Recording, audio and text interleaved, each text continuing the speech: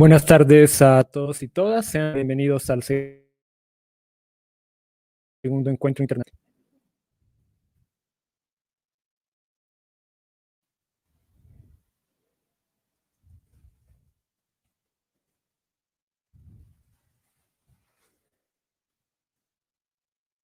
Buenas tardes a todos y todas. Sean bienvenidos al segundo encuentro internacional de Industrias Creativas y Culturales, Cultmarts 2020.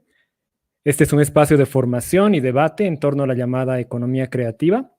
Les agradecemos por acompañarnos en esta transmisión. En esta su segunda versión, Cultmarts hace parte del cuarto encuentro Javeriano de Arte y Creatividad. Es un evento que se realiza en el marco de los 90 años del restablecimiento de la Javeriana en Bogotá y 50 de la creación de la seccional Cali. Estamos muy contentos de que nos acompañen a lo largo de esta y la semana pasada.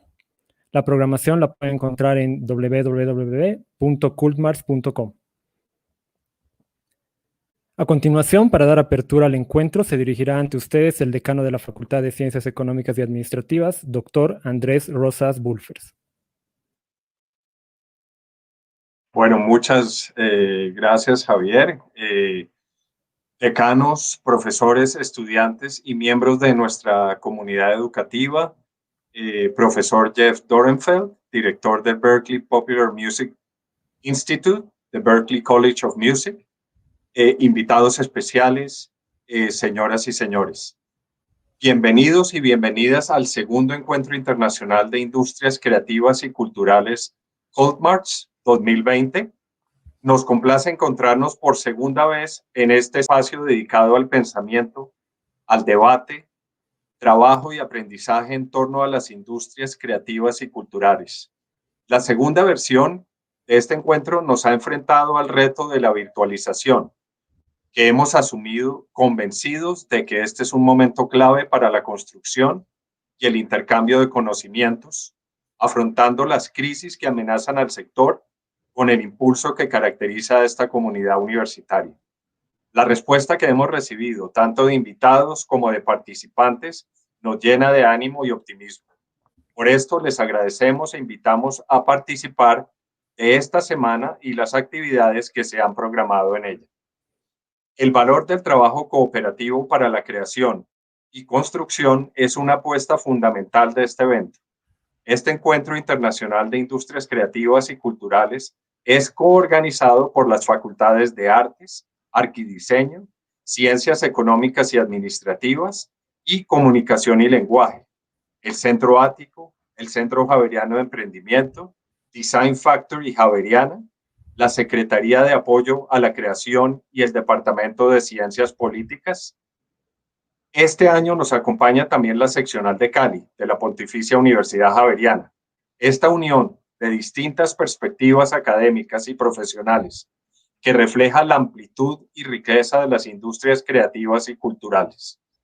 Además, Cultmarts 2020 hace parte de la programación del cuarto Encuentro Javeriano de Arte y Creatividad, cuya primera semana tuvo lugar desde el 7 de septiembre y que se extiende hasta este viernes 18. El foco de esta versión ha sido la investigación, creación, dando lugar a debates y conversatorios muy estimulantes, que hayan continuidad en esta segunda semana, que pone el acento en la visión práctica de ese hacer artístico. Es decir, en actividades como la producción, distribución, circulación, comercialización y apropiación de los resultados de esas actividades investigativas y creativas. Celebramos esta convergencia y esperamos ustedes también acompañen el proceso, aportando desde sus experiencias y formaciones disciplinares. Temáticamente, el encuentro pretende abordar los nuevos escenarios que se presentan para el sector creativo a partir de las crisis derivadas de la pandemia del COVID-19. No hace falta repasar las cifras e indicadores para imaginar el impacto que ha tenido el aislamiento obligatorio sobre el sector artístico y cultural. Uno de los primeros en detener sus operaciones y quizás de los últimos en alcanzar la denominada nueva normalidad.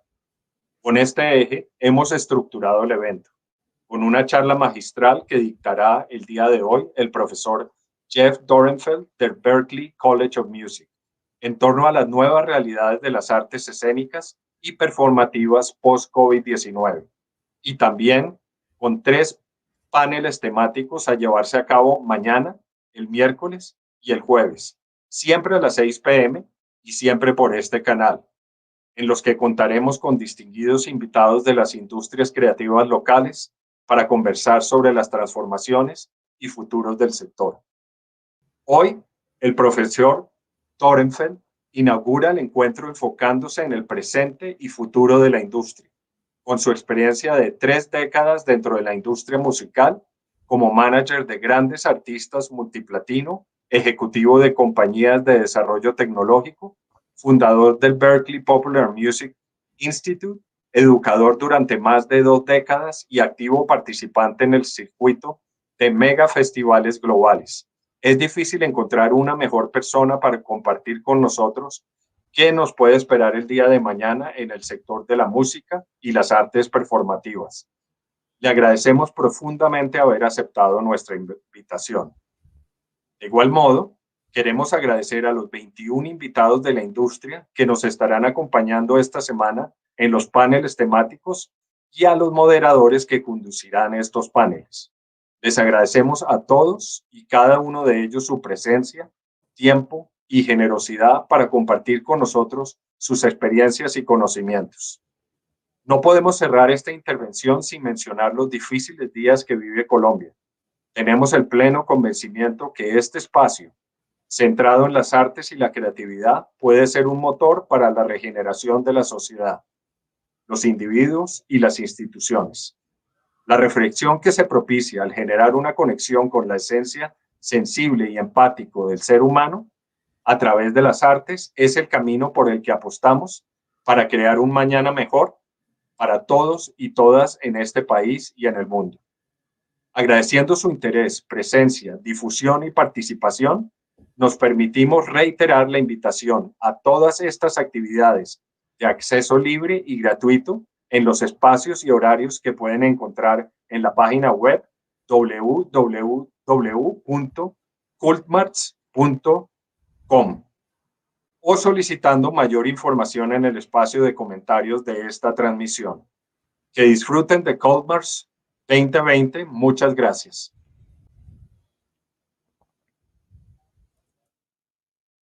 Muchas gracias, doctor Rosas, por su invitación y las palabras tan generosas que nos ha ofrecido.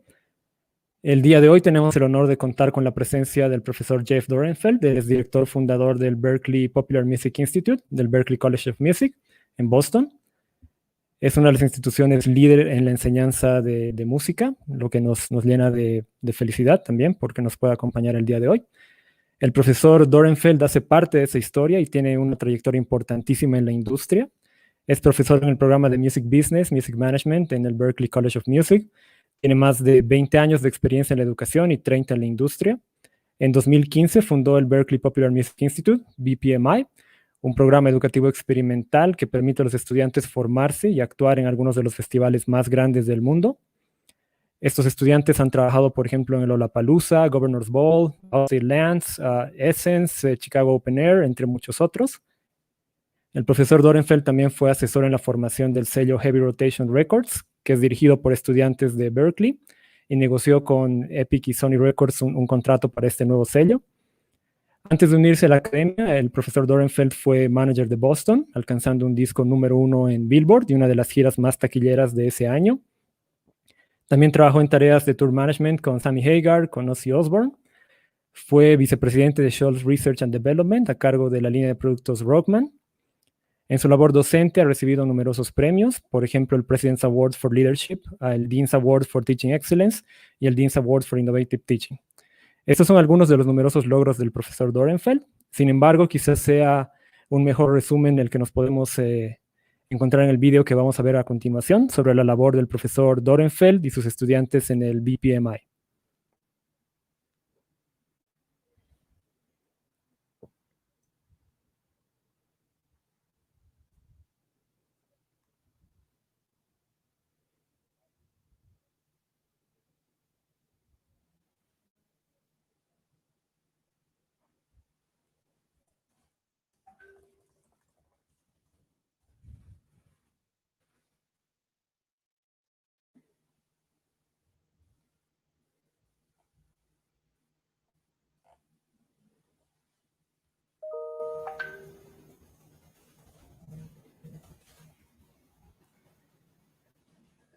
Tuvimos un pequeño glitch tecnológico con el sonido, pero sí podíamos ver algo que en este momento quizás nos parece de otro mundo, que eran los festivales y las multitudes y los conciertos. Voy a cambiar al inglés ahora, que es el idioma en el que se va a realizar esta charla. I'll switch to English now. I was just saying that sadly we had a small technical glitch with the video. However, all those images we managed to see with crowds, with festivals, with concerts look like something from the distant past, I have to say, into the sixth month of the coronavirus crisis. However, in his talk today, Professor Dorenfeld will share with us how all of that came to be, this global mega festival network, the worldwide touring industry, and how he envisions the future for the performing arts once the pandemic becomes, hopefully soon, a distant memory. During the talk, don't forget that you can write your questions and comments in the link, in the space you find here, either on Facebook or YouTube. Just write a comment and we'll be happy to pass over these questions to Professor Dorenfeld for him to answer. Without further ado, Professor Dorenfeld, thank you for your time and welcome to Pontificia Universidad Javeriana. Thank you, Professor Rodriguez and Dean Rosas. Good evening and greetings from Boston, Massachusetts. I am very pleased to be here speaking on my favorite subject, live music. A little background on me. I fell in love with the live music business when I saw the Who's first tour of the United States in 1967 at the Fillmore Auditorium in San Francisco. I was still in college, paid my $2.50 for the ticket, and it changed my life. I went to the Fillmore often, seeing Hendrix, Cream, Zeppelin, The Dead, Joplin, and many others. Those experiences inspired me to help local bands and promote shows at venues such as theaters, memorial halls, and clubs. I guess I was gaining some do-it-yourself knowledge, but I wasn't making much money. DIY was a learning experience, but I was thirsty for much more. I was working on my bachelor's degree in business, so I incorporated music business into all my course projects. I recall driving 6 hours to LA to interview agents, managers, and label executives for my class papers. Looking back, I realized if there were a music business program at my college, it would have been a great benefit for me. Courses to learn from the business, about the business, internships to put it into practice, and learn a possible job placement to get me started. I'll discuss all this more later. From promoting my own shows and working locally, I was fortunate to meet Sammy Hagar. His solo career was launching after leaving the successful band Montrose. Sam offered a tour manager position, but I had to finish my master's program, so I passed. I eventually took the position and became a tour manager, lighting director, and tour accountant. It was a learning experience I am forever grateful. I recall how I left my corporate tax course and drove to a warehouse in San Francisco to learn about lighting fixtures and design from a prominent lighting designer. He was a great teacher, and he also introduced me to other lighting industry personnel who helped me through my lighting director apprenticeship. I toured for years with Sam, doing 3 jobs, and grateful for every minute of it. In 1981, I went on tour as Ozzy Osbourne's tour accountant, and in 1982 became the manager of the multi-platinum band Boston. That's the reason I left California for Boston. We had a #1 multi-platinum album, a #1 single, and one of the highest grossing tours of 1987. Years later, I was asked to be a guest speaker at a college and found that to be rewarding as when I first started out on tour with Sam. I decided to make the transition into teaching. I developed a management touring course and was an adjunct at 3 colleges, one being Berklee. It took a while for me to learn how to teach, but within 2 years, I was offered positions at 2 colleges. I accepted the position the position at Berklee and have been there for over 20 years. My goal was always to integrate the music business with my classes. I developed the first college label to get a distribution deal with a major label. 5 years ago, I founded Berklee Popular Music Institute, which educates students in A&R, booking, contract reading, and artist preparation for major festivals. The first festival I booked was Lollapalooza. It was very exciting, so I developed scholarships, added additional festivals, booked a tour bus, and took different students and student artists out each week. We averaged 6 festivals a summer. This year we booked 7, and you guessed it, all of them were canceled due to COVID-19. And that leads me up to what I want to talk about today.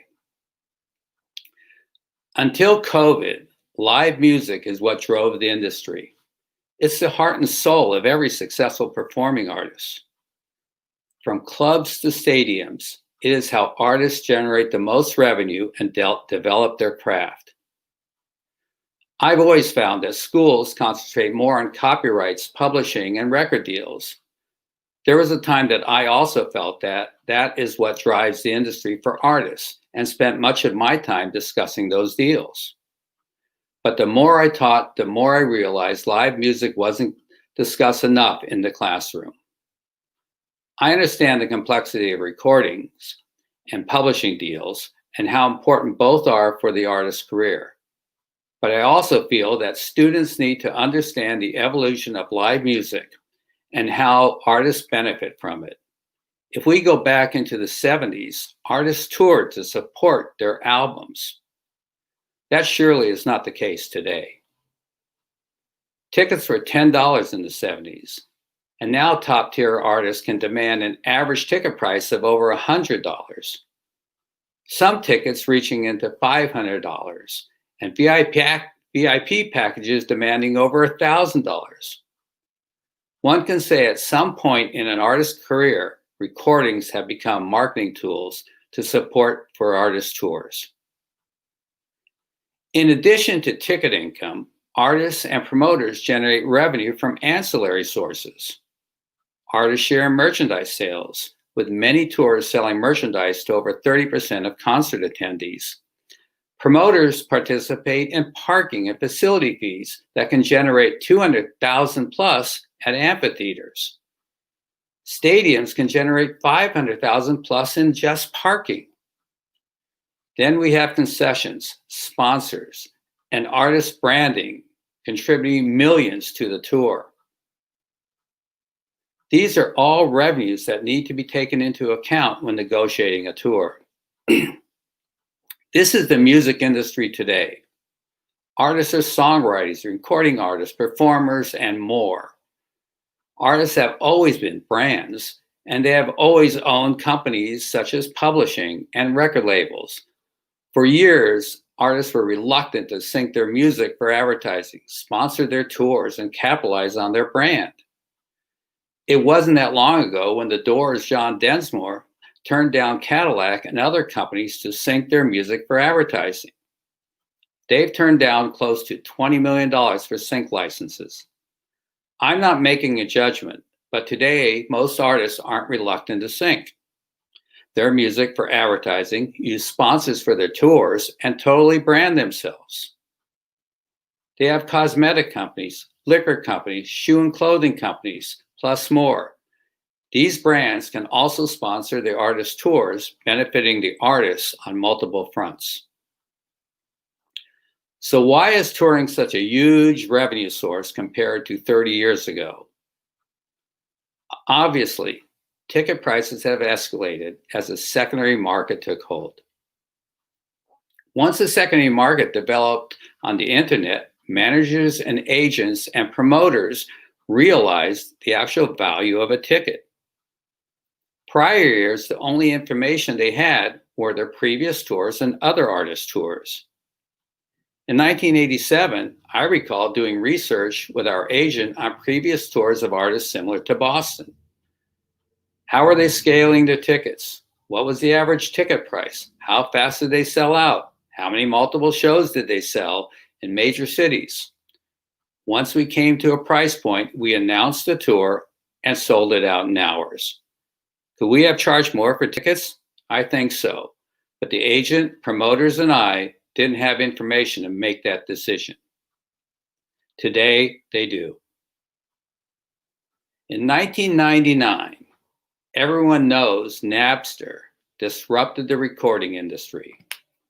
But how many of you know what disrupted the live music industry at the same time?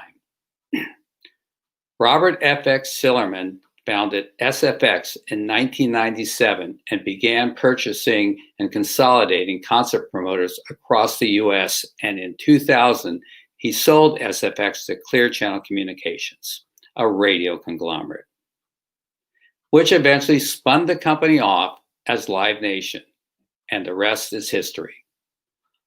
Also in 2000, another company that had a major effect on the live music industry was founded, Stubhub. At that time, shows were selling tickets at face value. The secondary market, like Stubhub, swooped in, purchased P1s, price point 1 tickets, and sold them at escalated prices, twice as much, 5 times as much, and more. They demonstrated the actual value of the ticket. It didn't take long for P1s to hit $100, $200, $300 or more on the secondary market. The promoter and artist didn't participate in this markup, yet they were the reason why fans were attending the concert. To control the secondary market, they needed to raise ticket prices. Still today, P1 ticket prices are often too low, so now we see VIP and platinum tickets to justify the value of the ticket for the fan. The secondary market still exists, but promoters and artists have become better at controlling tickets than ever before. Ticketing companies like Ticketmaster have developed systems like Verified Fan to control the secondary market. They also offer dynamic pricing, which can adjust the ticket prices on the spot based on demand.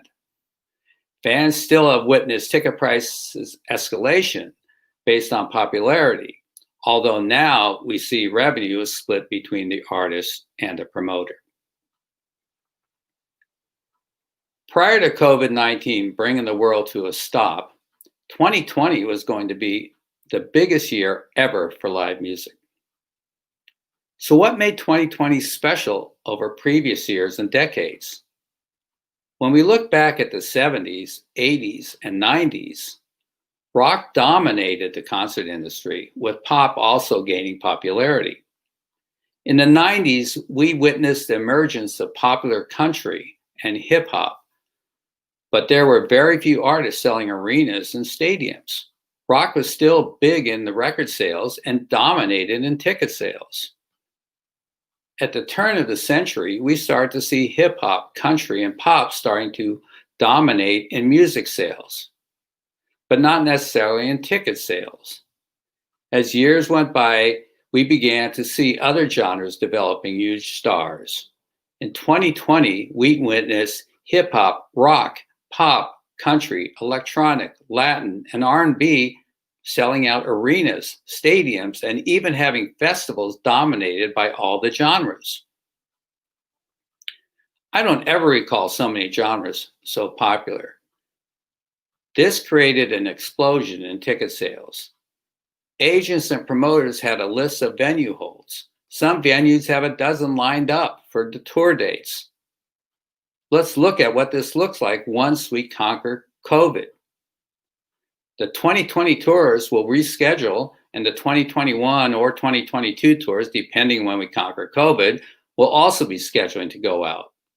Sold out tours from 2020 will probably have priority at venues because they already have the tickets sold, and sold out shows generate more ancillaries for the venue. If we also see other major touring acts adding to the traffic jam, it will be interesting to see how the venues are able to schedule shows that work for all the tours and sporting events. As you can see, it's not difficult to understand how live music will come back in a vengeance once the floodgates open. Of course, all of this is dependent on controlling COVID-19. Considering the pandemic, we'll also need to address responsibility and insurance needs. Will fans sign off at the purchase of a ticket? Will insurance companies issue pandemic insurance within the public liability plans? All unanswered questions at this point. Why am I so optimistic?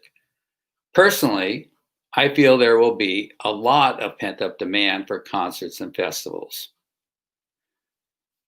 I think ticket prices may start off lower than they were for the summer of 2020, but will escalate as the business normalizes and COVID is completely under control. The industry has a lot to make up for, since COVID has already created losses of $9 billion in the US. They can't make it all up in one season, but I predict it will happen over time. I also am looking forward to industry changes that artists will benefit from. When concerts and tours were canceled, artists started to present live streams. I think the first one I watched was Chris Martin presenting songs from his home. It wasn't very well produced, and additional live streams came out that also didn't catch my attention.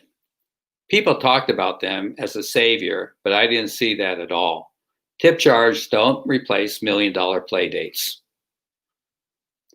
As time progressed and major artists started to take virtual performances seriously, and live streaming adapted to production and presenting artists as an alternative to not being able to attend a live concert, the benefits started to emerge.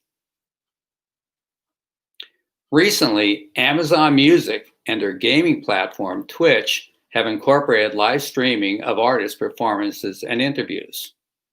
Amazon is leading the way for other digital service providers to add live streaming functionality. Recently, I read an article in Billboard Bulletin that caught my attention regarding live streaming. I'm going to read a part of the first page as I think it is eye-opening. Not that I agree with all that is said, but it is food for thought and helps promote my thesis. The past few months, over 24 live streaming platforms are now fighting for attention, at least 10 of which launched in the wake of the coronavirus pandemic. The field now includes platforms founded by such industry veterans as Pandora co-founder Tim Westergren, who launched Sessions at the end of April. Former AEG digital media executive John Petroselli's Bulldog DM, which went online in July. And former senior Sony music executive Thomas Hess, the CEO of DreamStage, which debuted in August. Meanwhile, long-standing social platforms, including Fans and House Party, have begun hosting live stream concerts. Investors are lining up to get in on the action. There is also the question of what will happen when concerts with crowds resume. For the moment, however, the numbers look promising. Live streams, a term that now encompasses a variety of experiences, from at-home Instagram live sets to high-end productions of virtual concerts, reached over 113 million US internet users the second quarter of 2020, nearly 60% of whom hadn't engaged with the format prior to the pandemic. There's plenty to watch. Over 44,000 global live stream events have been added to official Bands in Town artist pages since March 25th, according to the data-driven tour and live stream aggregator. Hess, who launched DreamStage on August 22nd, thinks that the concert live streaming will become a $6 billion industry within the next 3 years.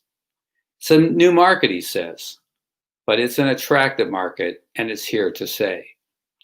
Westergren has a slightly higher prediction, estimated that the current value of the business is around $1 billion, with the potential to grow to tens of billions within 3 years.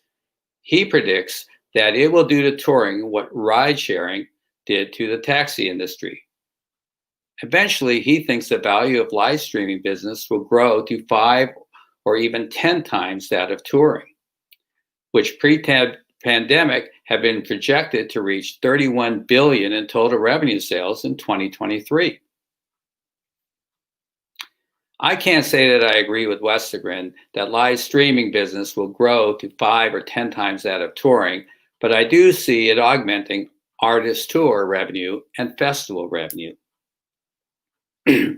Simply put, think of a festival that has a capacity of 75,000 people a day selling out.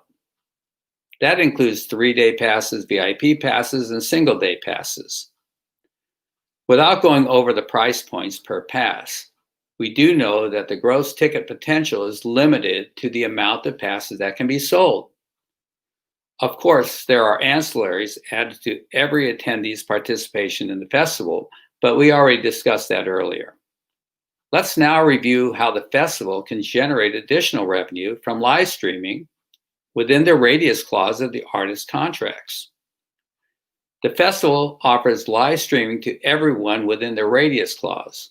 The price point breakdown can be for all 3 days or for 1 day. There isn't a limit of fan participation other than the radius accepted by the artist contracts. Price points don't have to be high because attendance isn't limited by a physical structure. The festival can offer merchandise and, based on contract constraints, can offer sponsorships and brand awareness. For the artist's tour, we can also offer live streams to sold-out shows. Once again, I suggest limiting the streams within the radius that doesn't compete with other shows on the artist's tour. Same as the festival, price points can be reasonable as the participation isn't limited by venue capacity. What's important with both of these models is that the live stream augment the live show revenue and doesn't have a negative effect on the sale of tickets. I suggest only doing this for sold-out shows. Ownership of the live stream should be negotiated with the promoters, and the artist should control whether there would be additional releases. To close, I want everyone to know I'm very optimistic on the continued success of live music after COVID-19. I'm also optimistic that opportunities will be there for our graduates. For the students in the audience, I suggest taking your classes seriously and having a positive attitude and outlook. Don't hesitate to reach out to industry personnel. Prior to reaching out, do your research and prepare questions and associate with the person's position. As the industry starts coming back, so will the entry-level positions. Look into internships and jobs that match your education and experience. I often hear students stating, that person was lucky, and that's how she got the job. It's not all luck, although luck is a part of it. All of us get lucky, some more than others, but one has to be prepared when luck comes your way. It's like surfing. Everyone can catch the big wave, but only those who practice and prepare can ride it in without falling. Thank you.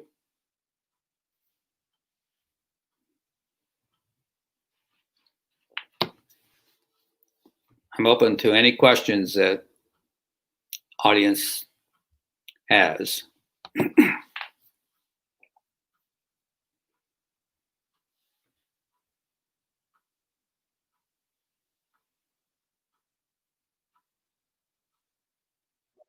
Yeah, I think you're muted. Yes, sorry, I was muted. Okay, no, I was saying thank you very much for your wonderful lecture, Professor Dorenfeld. It will inspire us to push ahead, looking for that bright future you depicted and all the wonderful possibilities that it holds for us. Right now, we can open the mic for the metaphoric mic for all the participants who are in the audience via YouTube or via Facebook. Please write your questions, your comments on the comment space there. Lo pueden hacer en castellano, no hay problema. Luego nosotros lo traducimos. Aprovechen este espacio para hacer las preguntas que tengan para el profesor Dorenfeld. Nosotros las podemos traducir, ya tenemos ahí un par. So the moderation of the Q&A session will be done by a colleague of mine, Professor Simón Calle Alzate. He is an assistant professor in the Department of Communication at Pontificia Universidad Javeriana. He's a doctor in ethnomusicology from Columbia University. He has worked in the public and private sector with expertise in policy and education, and has an important background in the creative industries. So we're really happy to have Professor Calle join us today for the Q&A session. Please remember that you can continue to ask questions during this Q&A session. You just use the comment space in the streaming platform of your choice. Professor Calle, thank you and welcome. There is a question by Juan Sebastián. I think I'll say it in Spanish first and then in English. He posted it in English, but he asks, how would you say Napster and then iTunes and finally Spotify changed the music industry? How would I say? Repeat How that would you say Napster, then iTunes, and finally Spotify changed the music industry? Oh, wow. Well, obviously Napster changed the music industry because we went completely from it, and then after Spotify, we went from a physical product to a totally digital product. The other is that access to music is probably much greater and much less expensive for fans with Spotify. The flip side of that, of course, is that the revenue for artists and songwriters is much less compared to what the physical product was. That being said, when I mentioned in my speech, what I talked about is that the industry has changed with both those, especially Spotify and Apple Music, that they are breaking more artists, and it's much easier for artists to get broken on their own or via labels and basically set them up for touring. So it's almost become, as what I said, is that the music is from Spotify have become marketing tools for the artist tours. So the revenue on a whole, if we have to look at the artists, and we should look at income as a whole, is actually greater than it was when it was physical. And so I always find when people complain, I don't see artists who are doing well on tours are complaining very much, considering what is generated for their ticket prices. There's another question in a different... Sorry to interrupt you. I have a question I want to make now. It's a follow-up question, actually. Just a few months ago, Daniel Ek, the Spotify CEO, made a comment you may have heard, saying that a music artist should not be happy to release one album a year, because now the size of the industry is much larger than that.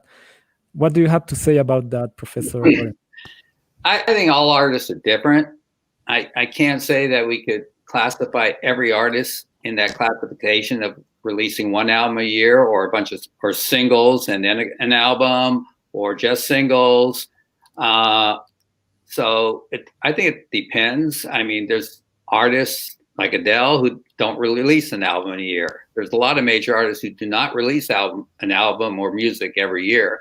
And there's artists who can release music fairly fast. It just depends how that artist, composes and writes and records. I just don't think we can put them all into one classification. And that's a little bit of a throwback to the 60s, when you had lots of singles, at least 2 albums a year. Do you see some similarity in that? I personally think, especially young artists, new artists, should release more music as singles, to get as much out there as possible. Because I find that I don't find that people listen to complete albums like they did when it was a physical product.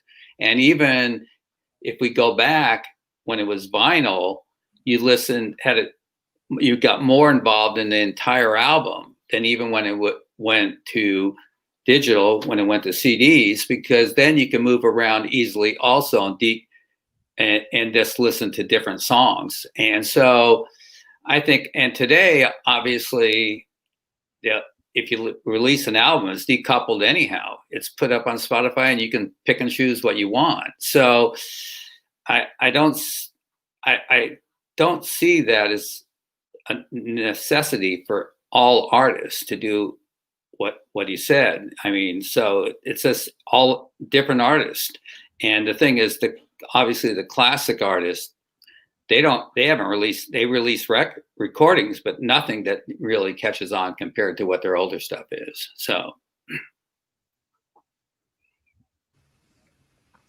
we have two more questions, one related with revenue and one related with education. I'm going to ask the first question, which would be the one with revenue, so that we continue on the same topic, and then I'll switch to education.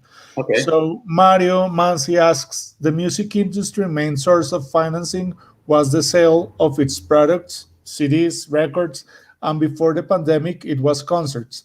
What do you think will be the next source of income for the music industry? I still believe it's concerts. I still believe that once we get over COVID, the main source of revenue I'm talking more for artists, because the entire music industry, the record companies, unless they have an all rights deal, don't necessarily participate in concerts. So for the artists, and we're talking artists who do, obviously have lots of streams and are very successful. So they'll generate more from concerts. Live streaming, obviously, we heard how gentlemen or people who are starting live streaming companies feel what that business is going to be like.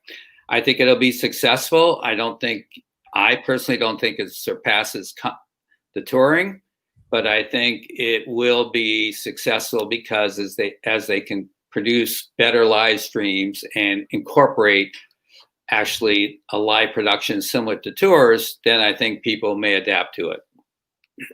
But I still think it's, in the next few years, the number one revenue source for artists is live.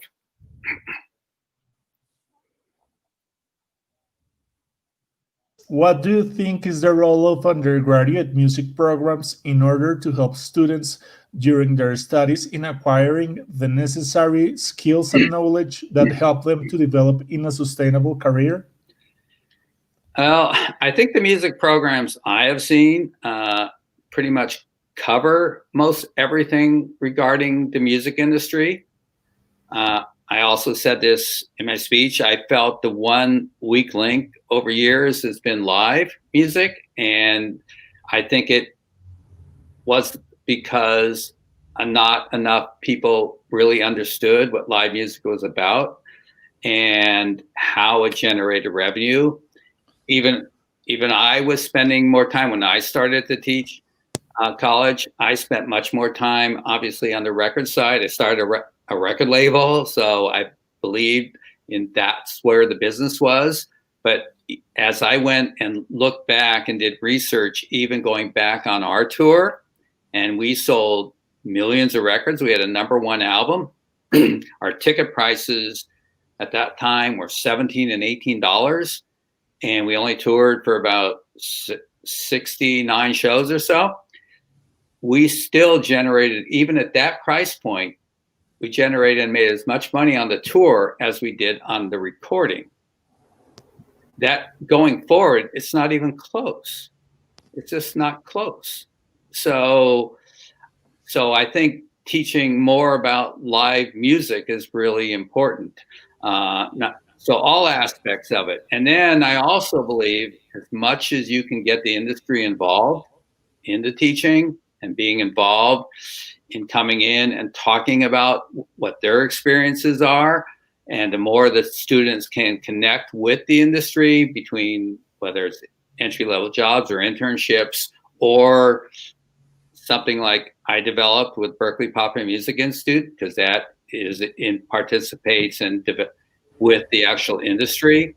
I think that's really important also to help students get involved in the industry. Diego just asks another question. It's in Spanish. I'll translate it. He asks, which elements does a good live stream or live show should have? Is it just the artist? Is it the production? Is it both? Can you give any examples of producers or events that are remarkable? That's a really good question. And yeah, Berklee is a Bachelor of Music. And we have over 4,000 students, and they all are really excellent musicians. So what I look at is two things: songwriting and performance. I take for granted the excellent musicianship because we have those.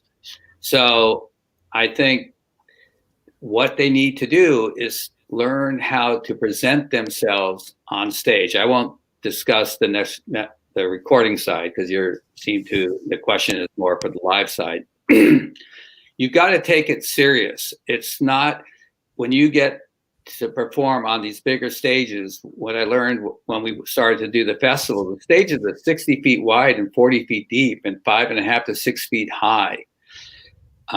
Most young artists are performing in clubs, which is not even close. I mean, the club stage is 1 foot high, 2 feet high, 10 feet wide, 20 feet wide max. And so they have to learn how to perform on those stages. And I think they should take their performance serious. Now, when you talk about production, we're talking about obviously bigger artists who have a much larger budget.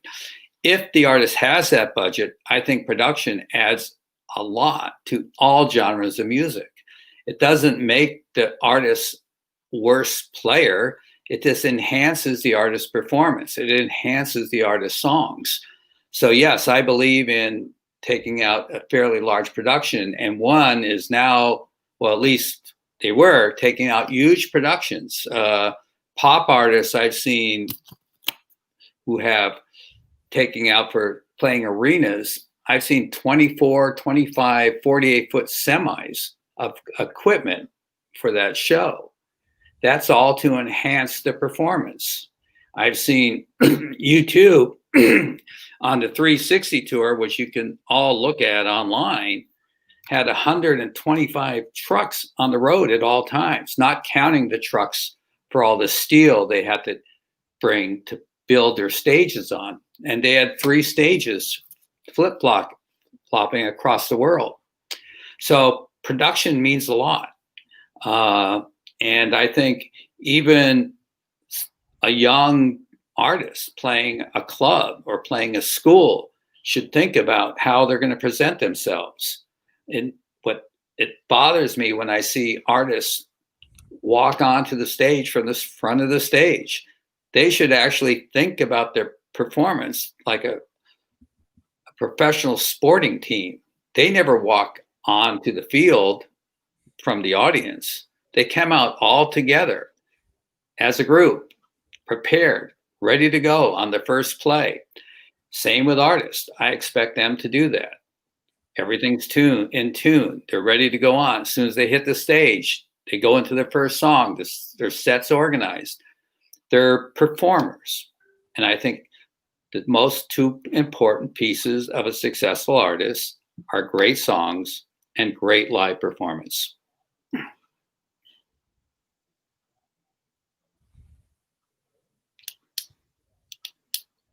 Javier has a Yes, I follow-up have a little question. bit of a follow-up question. You're mentioning, Professor Dorenfeld, something that sounds a lot like mystique, like a certain intangible element that comes from having that star quality, perhaps. You were there at the very beginning of this professionalization of the music industry, where these were basically underground countercultural musicians who probably wouldn't want to be seen next to an accountant or someone who is quote unquote the man. And now it seems that the pendulum has has swung to the point of, I need someone who is a professional in marketing. I need someone who knows how to run the numbers for me. Well, I think at some point, yeah. I mean, there's artists who handled their business initially. They're going to have to. So they're going to have to think about all those pieces. I mean, they can't afford to hire someone. So how are they going to, present themselves on YouTube? How are they going to create their recordings that are good enough to be on Spotify and compete? Artists do it. I mean, we see it day in and day out. We see it a lot. Young artists doing this. Of course, we see all these, pop artists. We see artists, obviously from K-pop, from Korea, which is totally, have producers and, basically stylists in every aspect. Those exist too. So, but I still think there's an avenue for artists to come right out of their basement and become successful. I personally feel, when I mentioned the tip jars jokingly on the live streaming when it first started, I don't think any artist is going to come out making a lot of money from doing their live streams until it kind of starts catching on and people start being willing to pay for tickets to it or passes to it. But I do feel out of all of this worldwide, there is going to be artists who are discovered off their streams. There's going to be young artists who are going to make it out of this. How many, I don't know. But the ones are going to have good songs. They're going to think about what they present, how they present it, make it interesting. Then, obviously, you can go in and work with labels and management and producers and stylists and accountants and all of that. All of that exists once an artist becomes successful. But it's still seriously up to the artists on how they want to present themselves and what they believe in. And I think the greatest artists are the ones who kind of grow as they move forward. Obviously, we have the classic artists, the Rolling Stones and stuff like that, who've been around forever and they are who they are. And there's nothing, they have so much of a catalog and so much of a mystique that nothing is ever going to obviously stop that band. I always jokingly would say, when people would ask me, when do you think you'll retire? And I said, well, as long as the Rolling Stones can get on stage and perform, I can get in front of a classroom and speak. Wow, they're still performing. I don't know how long I could speak in front of a classroom. So I think there's a lot that people don't pay attention to when it's on what makes an artist successful. And it's not all the same, obviously, because we can't have a singer-songwriter isn't the same as a K-pop artist. There's all different ways of getting there. But Ed Sheeran is a singer-songwriter with a guitar and a looping and became a stadium act.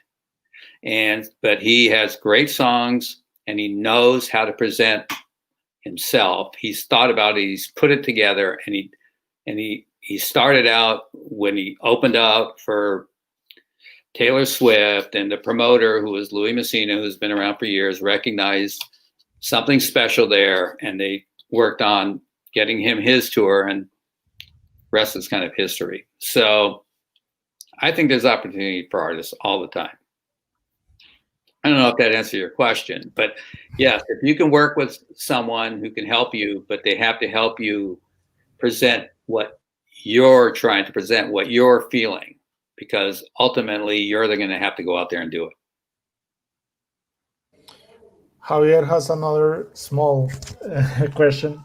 Yes, but before I want to let Dr. Rosas ask his question, because I think he has also a question related to this. Well, not related. It is more a macro question. I was wondering if you believe that the government should have or have specific provisions for media, arts, and culture in the stimulus bills. Yes, I do. Okay. Obviously, the ones that are really getting hurt right now, obviously are, if we look at the touring industry, all the clubs, they don't have any backup revenue. So they're closing down. We need clubs, all the crew and everyone who supports an artist, even all the band members, if it's a solo artist like, Beyonce, who may have a large group of people playing, but they're on salary. They're not performing when she's not performing. And so, I know lots of road crew. I know people who were out on tour, and they're getting additional jobs, or they're basically self-practitioners. They can't even collect unemployment. So yes, I think if the government could put into bills that can help support them until and that doesn't, I don't really have the answer for everything on that, but I think we need the arts supported, because the arts, not everyone is generating the revenues of the artists I was talking about. And the reason I kind of focus on these large artists is that they employ and finance pretty much everyone in the industry until obviously now it's all stopped. And so I know lots of people, former students of mine, who are obviously furloughed or some laid off. I know lots of members of bands, same thing. It's across the board, and I know clubs that are closed, and whatever the government can do to assist would be definitely beneficial. I don't work in the government. I don't know how many other organizations or groups or industries are going after, obviously, support, but the arts are really important. Seriously important for people, and it's what makes people whole. It's what takes people through times like this, is music. Listening to music puts you in a better space than other things. So I think it needs to be supported. It's just the question is, how deep do we go? Because I think, the guitar, stage right guitar tech for the guitar player is also losing his job. And he's part of music also, or she's part of music. It could be male or female. Just so every aspect of it. It's gonna be interesting to see what's gonna happen on all fronts. I was talking to a tour accountant who does major tours, and his concern, which is interesting, should be interesting to all your students, is that he feels the support companies are not going to be there.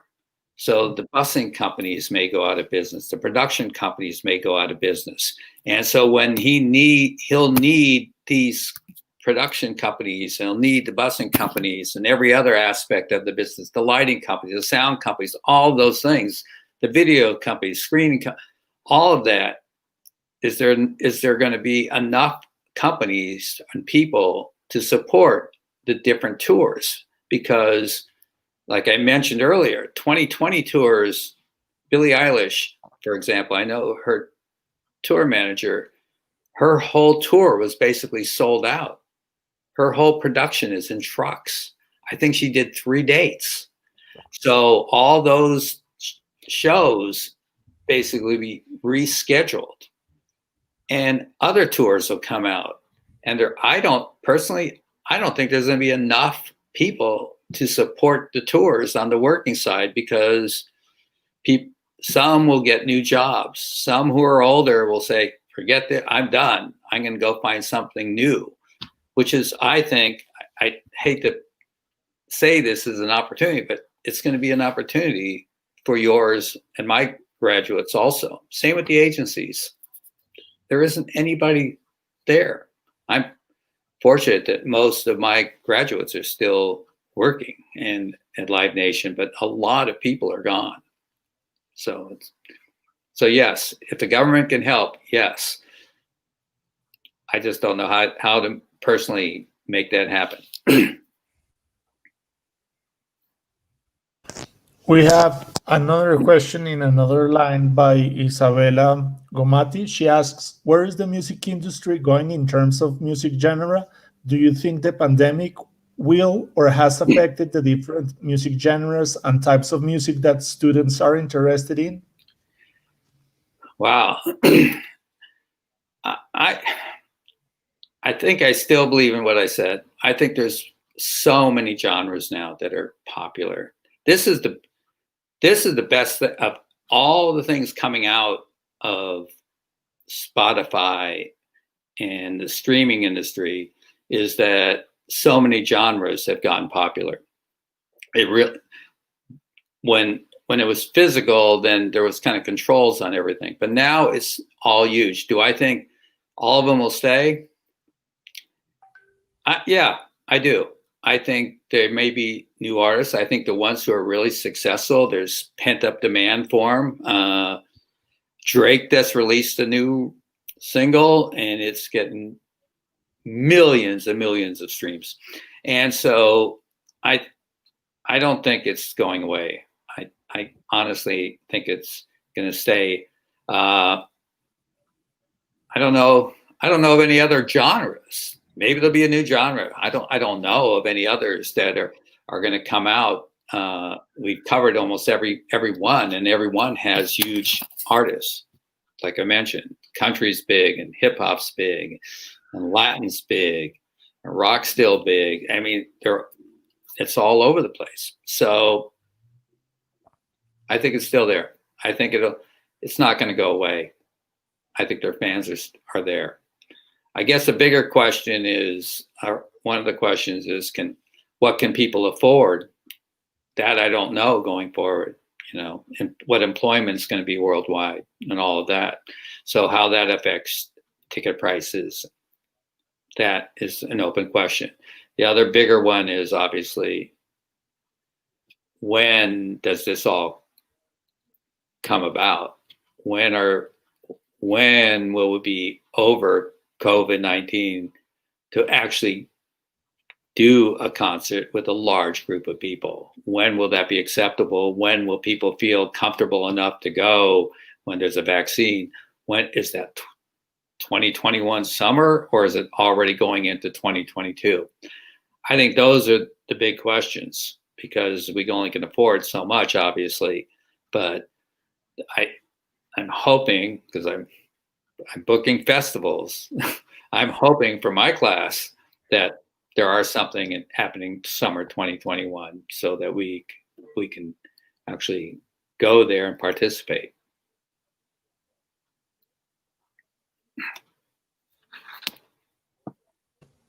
Thank you, Jeff. I think Javier has a another follow-up question. It's kind of related. It's about trying to predict the future, which is something hard. I'm an economist by training, and we are famously bad predicting things. So I would. Yeah, you're an economist. What do you feel it's going to be? Because that's really important. The economy, it's what's going to happen, obviously, to people working and to lots of bands and clubs and all of that. But what's going to happen? Are there, is the economy going to come back? Are people going to have enough to buy tickets and so on and so forth? So I'll throw that question back on you. But thankfully, that was not my question, because I don't think there is an easy answer for that, and no. I'm not sure if I am that optimistic regarding at least developing countries, if we'll be able to bounce back to the levels of consumption we had in entertainment and cultural goods before. Yep. Hopefully we will, but I also share your belief that this is what will get us through: art, the beautiful things that we can create and share with others. So there we will have to find a way to share it without having to resort to money or the ways we used to consume things before. But the question I had was related to Colombia. You've been active in the international mega festival circuit in Latin America, even in Chile. Yeah. So how do you see the Colombian music industry playing a role in this reactivation of the festival circuit after COVID-19? Well, basically, the more opportunities artists have to where they're going, the more artists will go there.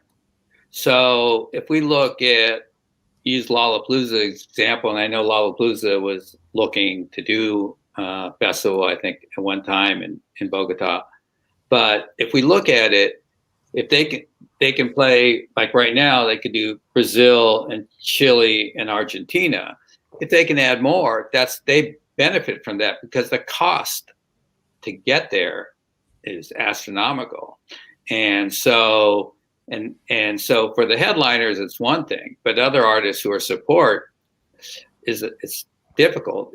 So the more shows they can do. So the more, if we have, Colombia has shows also because of the fact they could actually do one-offs in these places, even if they don't have the festival. But if they do have a festival, that even benefits them more. But based on the radius clauses again, and I didn't know if everyone understands what a radius clause is in the audience, and if they don't, I'll explain it. They could come in and do additional shows. So they could do their festivals and they could do shows in Colombia, what Colombia will basically justify for them to do. I've seen it before. I've seen them doing one-off shows or another festival or whatever. So I think, I think there's people everywhere who want to see certain artists. And I think the artists, between the promoters in the different countries, know what the demand is, and that's what they'll bring in. And so I think it's going to be, once again, depending on the economy, but I think there'll be enough that artists will come. They'll just have to, if they're going to go, they have to be able to do shows everywhere. That's the real question, because it's so expensive to do one-offs. I don't know if that completely answered your question, but I think you'll see them coming. How's that? That's good. I'm a big fan of international festivals, so if they keep on coming down, that's great. Well, let me ask, do you feel there's enough of an audience demand for a festival, 50,000 people? Oh, yeah. We have a new arena, the Movistar Arena. It's pretty large. I think it houses 20-something plus people. And there is also a yearly festival, probably the size of Lollapalooza, Chile. So the demand is there, I think. Yeah, I think, well, that's the one. I think the reason why they probably didn't bring Lollapalooza into Colombia, right? Because you already have a festival that competes with them. And I guess they felt that there was only so many festivals they can handle. You have a 20,000 seat arena, and there are artists who can fill that arena and fill the same arena in Argentina and in Chile and in Brazil, and all of them, the economy is well enough to support that, and all the other countries in South America, they'll come. They're coming. If there's an audience, they're coming there. And if you have a space for them to perform. So what they'll do, the difficult part used to be is getting the equipment from one country to another country with the mountainous regions and all that. But they do it now. They basically fly it or whatever. And I recall when I did the festivals, all three of the festivals, and the Foo Fighters were headlining. I think I may have mentioned this to you. They took a lot of their favorite bands who were on the festival, and they put all their equipment on the Foo Fighters plane to take them down there. So, artists support each other. I'm never going to look at it that's not going to happen. It's going to happen as long as the governments stay intact and support everything.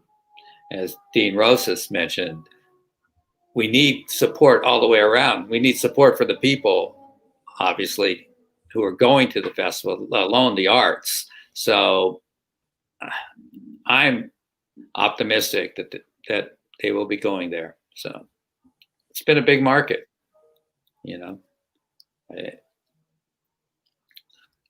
So a question here with a comment about also local producers, but the question, I'll read the question and then I'll read the comment. It's from Gareth Gordon.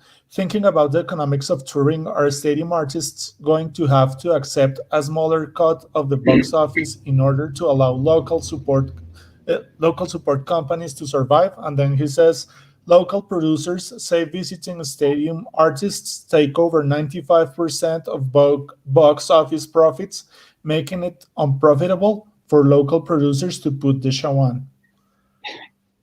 Well, that's all true. I mean, artists, the 90-10 deal is really common, and some get up to the 95. That's, the split at a certain point in ticket sales. I think there's going to be, the artists will have to start out participating in the actual expense of the show, which means that I think artists will be, there might not be these huge guarantees. There could be still the splits, but the guarantees might be less, so that the artist is also participating in the risks, considering what we've seen happen and how much obviously losses there are. That being said, as things progress and as tickets sell and as artists start selling out again, those same artists will go back to wanting their guarantees because they are proven artists that can sell.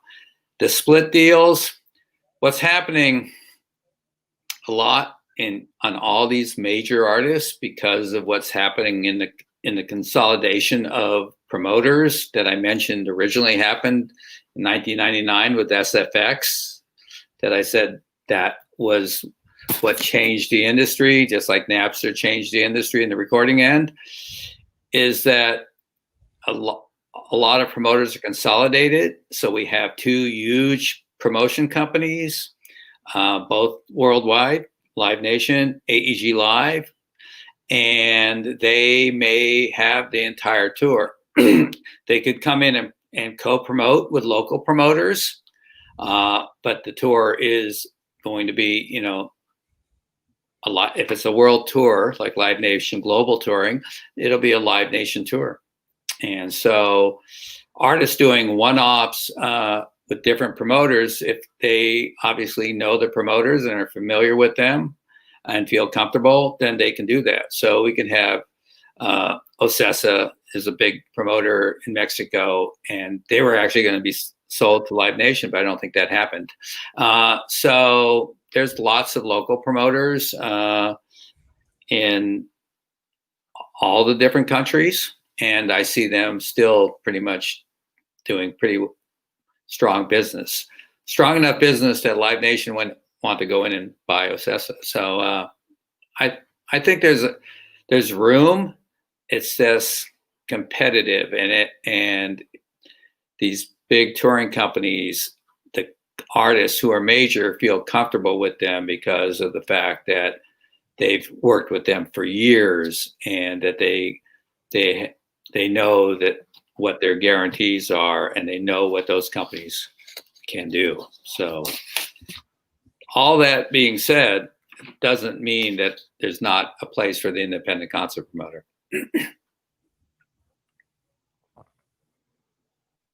We have a brief question, a last question by Javier. Yes, it's a question related to one topic you touched on before, and it's legacy artists. The consumption in streaming has been increasing for obvious reasons during the quarantine and the lockdown. But we only have so many hours a day. So if all my spare time to stream music is going to Bob Dylan and I don't know, and Johnny Mitchell and artists who are like into the fifth decade of their career, how can emerging artists, perhaps our own students, deal with that? How can they deal with becoming with getting a little share of my 8 hours of music listening a day? Well, I believe there's going to be artists who are going to maybe not. You may be listening like me. I don't stream a lot. I mean, I just don't do it. I've seen a ton, lots of shows. I go to any show pretty much I want. But I think there's going to be artists that are going to break out of this time period. They may not break out into your streaming catalog initially. You may not have the time, but your students may have the time. And those students will listen and watch these artists. And if they find them interesting, they'll tell others. And the artists will gradually become popular. And then you'll look into it and you'll stream it because you know about it. You can see that artist starting to break out. I mean, I can't name all these artists that have broken out in the last 20 years, but there's a lot. There's a lot of artists that have broken out since I started working in the music industry. In fact, like I mentioned, all these different genres. So there's a Latin artist, Rosalia. I think I mentioned that I went to see her at Lollapalooza. I mean, she broke out of Spain. She was, basically a street artist. So if they're good, they take their craft serious. I've seen her perform. She's a great live performer. She takes it very seriously. Some will break it out.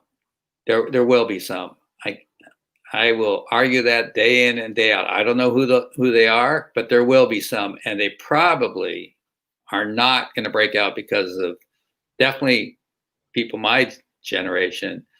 And you're old enough. They may not break out because of your generation either, but you will become a fan because they'll be breaking out of your students, and your students will talk about it, and those students from all over around the world will talk about it, and they will break out, or they could be, somewhat an artist that's like a K-pop artist. I mean, what BTS has done is, whoever thought that something would be that big? And Blackpink came out of there, all those artists. So I don't think I think there's room. I think it's going to keep happening. And I think there'll be more coming out of this time period. Some new artists, some young artists will be breaking out. Hopefully it's one out of your school, one out of my school. I think that's a wonderful note to end the conversation and the lecture in, unless, I don't know, Professor Rosas or Professor Calle have another comment. Okay, so I think that summarizes the spirit of this talk. One of our students just mentioned Lil Nas X in the chat, in the comments, and Lil Nas X broke out of YouTube, downloading a beat, a pirated beat, and sampling that on top of a video game he captured, and that's how Old Town Road became the monster hit it was last year. So I think if that's not a success story to inspire our students, I can't come up with any better than that. Yeah, it's nothing. I mean, there's new artists constant, more now than ever. I think that's the